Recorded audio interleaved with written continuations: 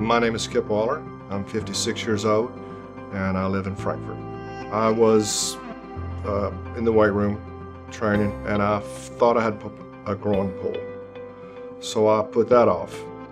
And that was a year or two. The issue and the problem was I had a little bit of separation in the joint, in the hip joint, and there was some pain and some arthritis built up.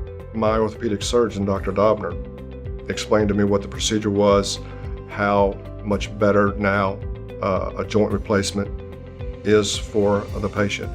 And after conferring with him, I decided I was going to go ahead and get that done. The experience at the hospital during my surgeries was outstanding. I had no issues at all. I mean, they made me feel comfortable. That was part of the reason why I wanted to go ahead and have my hip surgery done, because I was taken such good care of with my shoulder. The rehab process for my hip was approximately 3 weeks. I was really impressed with how well and how easy the rehab and how fast and the recovery was. My advice would be to those that are experiencing the same type of issues that I've had. If you want to get back to an active lifestyle, I would suggest having it done. The technology and the advancement of the joint replacements after conferring with my surgeon helped me make that decision as well.